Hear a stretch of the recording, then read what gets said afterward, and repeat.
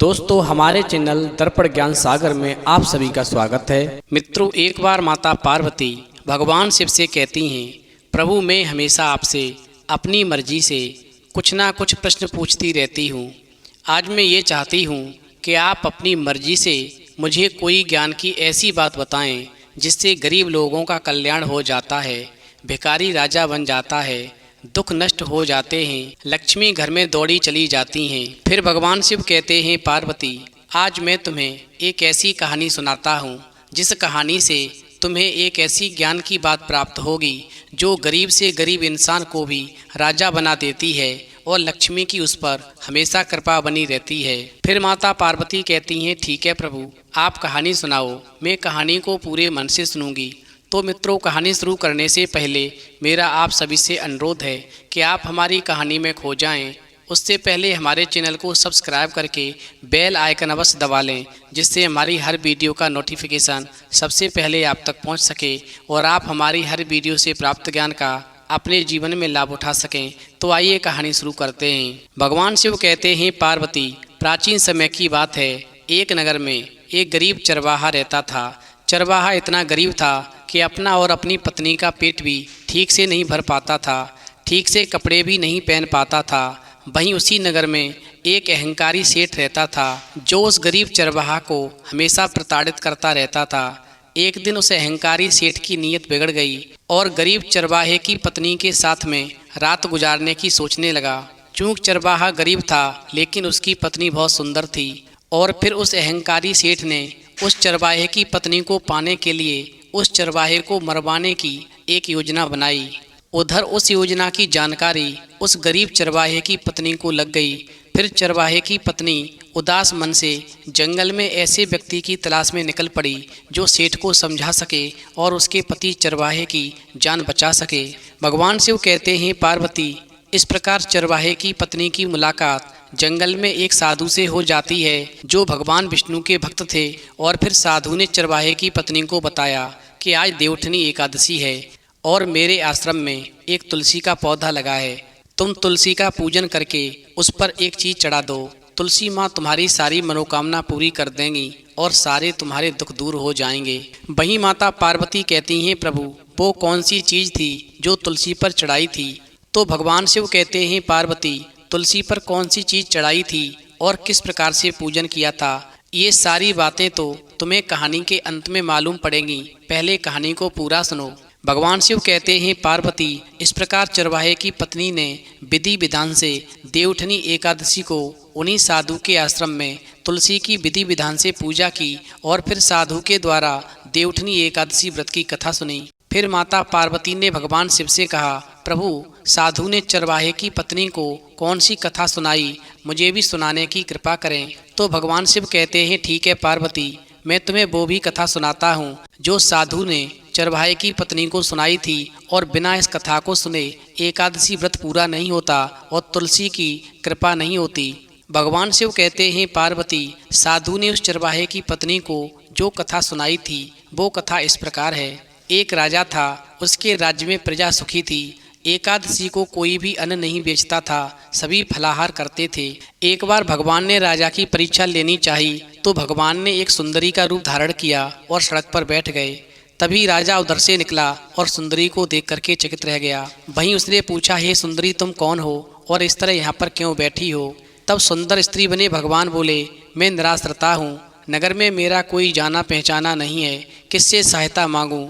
और फिर सुंदरी की बात सुनते ही राजा उसके रूप पर मोहित हो गया। वहीं राजा बोला, हे सुंदरी तुम मेरे महल में चलकर मेरी रानी बनकर रहो।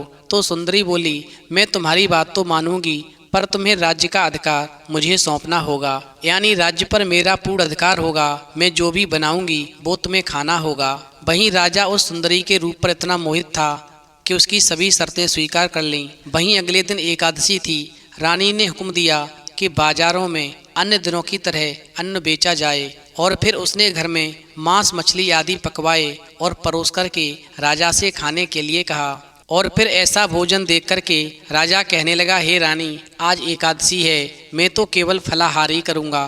तब रानी ने शर्त की याद दिलाई और बोली, या तो खाना खाओ नहीं तो मैं बड़े राजकुमार का सिर काट दूंगी। वहीं राजा ने अपनी स्थिति बड़ी रानी से कही तो बड़ी रानी बोली, महाराज धर्म ना छोड़ें, बड़े राजकुमार का सिर दे दें, पुत्र तो फिर मिल जाएगा पर धर्म नहीं मिलेगा। इसी दौरान बड़ा राजकुमार खेलकर आ गया और माँ की आंखों में आंसू देख करके वो रोने का कारण पूछने लगा तो माँ ने उसे सारी बात बता दी। इस प्रकार माँ की बात सुनने के बाद में बड़ा राजकुमार बोला, मैं सिर देने को तैयार हूँ, पिताजी के धर्म की रक्षा होगी और जरूर होगी, आप चिंता न करें। उधर राजा दुखी मन से राजकुमार का सिर देने को तैयार हुआ तो रानी के रूप में भगवान विष्णु ने प्रकट होकर के असली बात बताई कि राजन, तुम इस कठिन परीक्षा में पास हुए। फिर भगवान ने प्रसन्न मन से राजा से वरदान मांगने को कहा तो राजा बोला, हे प्रभु, आपका दिया हुआ सब कुछ है, आप हमारा उद्धार करें। भगवान शिव कहते हैं, पार्वती, फिर भगवान विष्णु ने कहा, मैं तुमको वचन देता हूँ कि लक्ष्मी की कृपा तुम्हारे यहाँ पर सदैव बनी रहेगी, तुलसी की कृपा तुम्हारे घर पर हमेशा बनी रहेगी, जीवन में तुम्हें कभी भी कोई कष्ट नहीं होगा और एक दिन तुम्हें स्वर्ग की प्राप्ति होगी। अभी तुम इस पृथ्वी लोक पर रह कर के सुख भोगो। भगवान शिव कहते हैं, पार्वती, इस प्रकार जब चरवाहे की पत्नी ने अपना व्रत पूरा किया तो तुलसी पर एक चीज चढ़ाई और फिर वो चीज चढ़ाते ही वहाँ पर सोने की 2 सलाई प्रकट हुई और एक आवाज़ आई कि अपने पति से जाकर कह देना कि जब भी उसके प्राण संकट में हों तो वो केवल तुलसी का ध्यान लगाए। फिर ये दोनों सलाएं उसी समय पर उसके पास पहुंच करके उसका दुख दूर कर देंगी। इस प्रकार चरवाहे की पत्नी तुलसी को नमन करके अपने पति चरवाहे को जाकर सारी बात बताती है। उधर वो अहंकारी सेठ जो था चरवाहे को मरवाने के लिए एक 10 फुट गहरा गड्ढा खुदवाता है और उस गड्ढे में सोने की कुछ मोहरें रख देता है और फिर चरवाहे को बुलाकर कहता है, उस गड्ढे में कुछ सोने की मोहरें हैं जो मैं तुम्हें दान में देता हूँ, जाकर निकाल लो। उधर जैसे ही वो चरवाहा उस गड्ढे में झांका तो सेठ के लोगों ने उसको धक्का दे दिया और फिर वो उस गड्ढे में गिर पड़ा। फिर ऊपर से सबने मिलकर के उसके ऊपर मिट्टी डाल दी। भगवान शिव कहते हैं, पार्वती, इस प्रकार चरवाहे ने अपनी पत्नी के बताए अनुसार तुलसी को याद किया तो उसके पास में वो दोनों सोने की सलाई पहुंच गईं और उन सलाइयों की सहायता से चरवाहे ने बड़ी मेहनत से एक सुरंग खोद ली और वो बाहर निकल आया। लेकिन जब वो बाहर निकला तो एक ऐसी जगह पर निकला जहाँ के लोग आदमखोर थे। इस प्रकार चरवाहा जो था सारा दिन तो इधर से उधर घूमता रहा और फिर जब रात हो गई तो उसको किसी नगर में शरण ढूंढनी ही पड़ी। इस प्रकार वो शहर में एक दरवाजे पर पहुंचा और दरवाजा खटखटाया। वहीं घर के अंदर से स्त्री ने कहा, अंदर आ जाओ। वहीं अंदर आने पर उसे पता चला कि वो लोग तो आदमखोर हैं। वहीं उस स्त्री की एक लड़की भी थी। इधर चरवाहा ये सब देख करके डर गया। उसको पूरा विश्वास हो गया कि वो उस गड्ढे में से तो किसी तरह बच गया, परंतु अब वो इस घर से नहीं बच पाएगा। ये माँ बेटी दोनों मिलकर के उसे जिंदा खा जाएंगी। इस तरह वो चरवाहा बहुत घबरा गया और उसे रात भर नींद नहीं आई। वहीं सुबह नाश्ते में उन्होंने उसे खाने के लिए रोटी दी, पर जब चरवाहा रोटी खा रहा था तो उसने उस स्त्री को अपनी बेटी से ये कहते हुए सुना कि आज दोपहर के लिए अपने घर में बहुत बड़ा अच्छा खाना आ गया है। तुम एक काम करो, तुम इस चरवाहे के पास जाना और इसके बाल और नाखून काट देना और इसको ठीक से पका करके रखना। मैं अभी बाजार जा रही हूँ और अभी थोड़ी देर में लौट कर आती हूँ, फिर हम दोनों मिलकर के बड़े ही प्यार से इसका मांस खाएंगे। इस प्रकार स्त्री के चले जाने के बाद में उसकी लड़की आई और बोली, आओ तुम्हारे सिर के बाल साफ कर दूं और नाखून आदि भी काट दूं। वहीं चरवाहा बोला, पहले तुम अपना सिर मुड़वाओ, फिर मैं अपना सिर मुड़वाऊंगा। वहीं लड़की ने अपना सिर पहले मुड़वाया, बाद में चरवाहे ने मुड़वाया। फिर लड़की ने कहा, आओ मैं तुम्हारे नाखून काट दूं। वहीं चरवाहे ने फिर कहा, पहले तुम अपने नाखून कटवाओ, उसके बाद में मैं अपने नाखून कटवाऊंगा। इस प्रकार लड़की ने पहले अपने नाखून कटवाए, बाद में चरवाहे ने कटवाए। इसके बाद वो लड़की बोली, अच्छा अब जरा देखो कि पानी उबल गया कि नहीं। वहीं चरवाहा होशियार था तो वो कहने लगा कि तुम खुद जाकर देख लो कि पानी में उबाल आया है या नहीं। वहीं लड़की ने सोचा कि चलो कोई बात नहीं, मैं सबसे पहले पानी को देख लेती हूँ, उसके बाद में ये चरवाहा जाएगा और मैं इसको उस गर्म पानी में धकेल दूंगी और फिर मेरा काम पूरा हो जाएगा। और फिर ऐसा सोच करके वो लड़की जो थी पानी देखने लगी। इतने में चरवाहे ने उस लड़की को पानी की तरफ धक्का दे दिया और वो उस उबलते पानी में गिर पड़ी। इस प्रकार चरवाहे ने उस लड़की को पकाया और उसकी माँ के लिए परस कर रख दिया। उधर उस स्त्री के आने से पहले उस चरवाहे ने उस लड़की के कपड़े पहन लिए और एक लड़की का रूप बना लिया और उसकी माँ के आने का इंतजार करने लगा। वहीं जब वो स्त्री बाजार से आई तो उसने अपनी लड़की से पूछा, क्या तुमने उस आदमी को पका लिया? वहीं चरवाहा लड़की की आवाज में बोला, हाँ माँ, मैंने पका लिया। वहीं उसने स्त्री को पहले उसकी बेटी का रसा परसा, फिर उसकी बाँह परसी और फिर बाँह देख करके वो स्त्री चिल्लाने लगी, अरे ये बाँह तो मेरी लड़की की बाँह लगती है, लगता है तुमने मेरी लड़की को पकाकर मेरे सामने परसा है, मैं तुम्हें जीवित नहीं छोड़ूंगी। और फिर ऐसा सुनकर के चरवाहे ने लड़की की पोशाक उतार दी और पानी में पिसे हुए अलसी के बीज बिखेरता हुआ बाहर की तरफ भागता हुआ बोला, मैं वही चरवाहा हूँ जिसने एक माँ को उसकी बेटी खिला दी, जो मुझे मरवाना चाहती थी। वहीं स्त्री गुस्से में भर कर के उस चरवाहे का पीछा करने लगी, उसके पीछे भागी, परंतु अलसी के बीजों पर फिसलकर गिर पड़ी। बड़ी कोशिश के बाद में वो कहीं उठ पाई, फिर उस चरवाहे के पीछे भागने लगी। वहीं चरवाहा भागते भागते एक ऐसी जगह पर पहुंच गया जहां कुछ लोग खुदाई कर रहे थे। उधर वो स्त्री पीछे पीछे भागी चली आ रही थी और फिर वो वहीं से चिल्लाई, इसको तुम पकड़ के रखना, इसे जाने मत देना। वहीं खुदाई करने वालों ने उस चरवाहे से पूछा कि ये स्त्री क्या कह रही है? तो चरवाहा बोला कि वो स्त्री कह रही है कि मैं उसका बेटा हूँ, मुझे हाथ मत लगाना। और फिर ऐसा कहकर के वो वहाँ से आगे भाग गया। वहीं भागते भागते वो एक खेत के पास में जा पहुँचा जहाँ पर कुछ आदमी दाल की पकी फसल काट रहे थे। वो स्त्री अभी भी चरवाहे के पीछे पीछे भागी आ रही थी और फिर वो उन आदमियों को देखकर चिल्लाने लगी कि तुम इसको पकड़कर रखना, जाने मत देना। पर उन लोगों को भी इतनी दूर से उस स्त्री की बात सुनाई नहीं दी कि वो क्या कह रही है। वहीं वो आदमी जो दाल की फसल काट रहे थे वो चरवाहे से पूछने लगे कि ये स्त्री आखिर क्या कह रही है। तो चरवाहा बोला कि वो स्त्री कह रही है कि मैं उसका बेटा हूँ, इसे हाथ भी मत लगाना। इस प्रकार जो लोग दाल की फसल काट रहे थे उन्होंने चरवाहे की बात को मान करके चरवाहे को कुछ दाल की फलियां दे दी और फिर चरवाहा वहां से भाग निकला। इस प्रकार भागते भागते वो एक बंदरों के झुंड के पास में जा पहुंचा। वहीं वो स्त्री फिर से चिल्लाई कि बंदरों, इस आदमी को पकड़कर रखो, ये जाने न पाए। वहीं बंदर भी इतनी दूर से उसकी आवाज़ नहीं सुन पाए और वो आपस में पूछने लगे कि ये स्त्री क्या कह रही है। वहीं चरवाहा बोला कि वो स्त्री कह रही है कि मैं उसका बेटा हूँ, मुझे रोकना नहीं। और फिर इतना कहकर के वो बंदरों को चकमा लगाकर आगे भाग गया।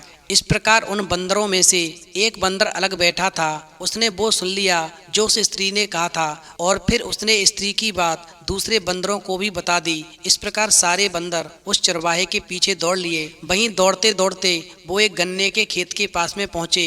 उधर चरवाहे ने कुछ गन्ने उस खेत से तोड़ करके उन बंदरों की तरफ फेंक दिए। फिर बंदर जो थे गन्ने खाने में लग गए और चरवाहा वहां से आगे भाग लिया। इस प्रकार भागते भागते वो चरवाहा जो था एक झील के किनारे पहुंचा और उसने तुलसी को याद किया और प्रार्थना की, हे तुलसी माँ, तू इस झील को 2 हिस्सों में बांट दे ताकि मैं इसे पार कर सकूं।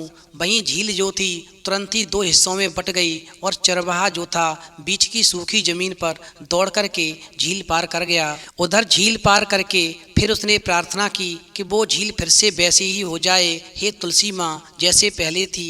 वहीं तुलसी की कृपा से वो झील जो थी फिर वैसी की वैसी हो गई। अब वो स्त्री वहां पर पहुंची तो झील को पार नहीं कर सकी। वहीं स्त्री ने चरवाहे से पूछा कि इस झील को पार करने का क्या तरीका है। तो चरवाहा बोला, इस झील को पार करने के लिए मुझे अपनी एक आंख निकालनी पड़ी, एक हाथ काटना पड़ा और एक पैर काटना पड़ा। वहीं स्त्री ने सोचा कि चरवाहा सच कह रहा है तो उसने भी अपनी एक आंख निकाल दी, एक हाथ काट दिया, एक पैर काट दिया और झील में कूद पड़ी। वहीं हाथ पैर न होने की वजह से वो तैर भी नहीं सकी और वहीं झील में डूबकर मर गई और चरवाहा जो था खुशी खुशी अपने घर चला गया। इस प्रकार जब चरवाहा घर पहुंचा और उसकी पत्नी ने देखा तो उसकी पत्नी की खुशी का ठिकाना नहीं रहा। और फिर चरवाहे ने अपनी पत्नी को उन दोनों सोने की सलाइयों के बारे में बताया कि इन सलाइयों ने किस प्रकार से उसकी मदद की। इस प्रकार उस चरवाहे की पत्नी ने अपने घर पर तुलसी का एक पौधा लगाया और हर देवउठनी एकादशी को विधि विधान से पूजा करने लगी, जिससे उसके जीवन में हमेशा खुशी बनी रही, उसके सारे दुख दूर हुए, धन की कमी नहीं रही। अब मैं बताता हूँ कि तुलसी पर कौन सी चीज़ चढ़ानी चाहिए और पूजा किस प्रकार करनी चाहिए। यानी तुलसी पर देवउठनी एकादशी वाले दिन पूजा करने के बाद में जो तुलसी पर ये एक चीज़ चढ़ाता है, लक्ष्मी उसके घर में दौड़ी चली जाती हैं, उसके सारे दुख हमेशा के लिए दूर हो जाते हैं। भगवान शिव कहते हैं, पार्वती देवउठनी एकादशी वाले दिन गन्ने का मंडप बनाने के बाद में बीच में चौक बना लें। इस चौक पर भगवान विष्णु की मूर्ति या चित्र बनाएं। चौक के साथ श्री हरि चरण बनाएं। इसके बाद भगवान को गन्ना सिंगाड़ा, फल और मिठाई अर्पित करें। सारी रात घी का दीपक जलाएं। भोर में भगवान के चरणों की विधिवत पूजा करें। फिर भगवान के चरणों को स्पर्श करके उन्हें जगाएं। इस दिन उपवास करके रात में सोए हुए भगवान के गीत आदि मांगलिक उत्सवों द्वारा उन्हें जगाएं। वहीं शास्त्रों में वर्णित मंत्रों और घंटों की मधुर ध्वनि के द्वारा भगवान को जगाना चाहिए। सायंकाल में पूजा स्थल को साफ सुथरा कर लें। चूना व गेरू से श्री हरि के जागरण के स्वागत में रंगोली बनाएं और घी के 11 दीपक देवताओं के निमित्त जरूर जलाएं। इस प्रकार भोग में फल, केला, आंवला, अनार, सिंघाड़ा, सेब तथा पीले मिष्ठान के साथ में खीर का भोग प्रसाद में अवश्य लगाना चाहिए। अब मैं तुम्हें बताता हूँ कि पूजा करने के बाद में तुलसी पर कौन सी चीज़ चढ़ाने से दुख दूर हो जाते हैं, लक्ष्मी दौड़ी चली आती हैं। तो वो है कच्चा दूध। यानी जो देवउठी एकादशी वाले दिन तुलसी पर गाय का कच्चा दूध चढ़ाता है, तो कच्चा दूध चढ़ाने मात्र से ही लक्ष्मी ऐसे व्यक्ति के घर दौड़ी चली जाती हैं और जीवन भर धन की वर्षा करती हैं। वहीं अंत में कहानी सुनने के बाद में माता पार्वती कहती हैं, प्रभु आज की कहानी सुनकर के मेरा मन प्रफुल्लित हो गया। तो मित्रों, यदि आपको भी कहानी पसंद आई हो तो प्लीज़ आप हमारे चैनल को सब्सक्राइब करें और भगवान शिव और पार्वती के लिए एक लाइक करना बिल्कुल न भूलें।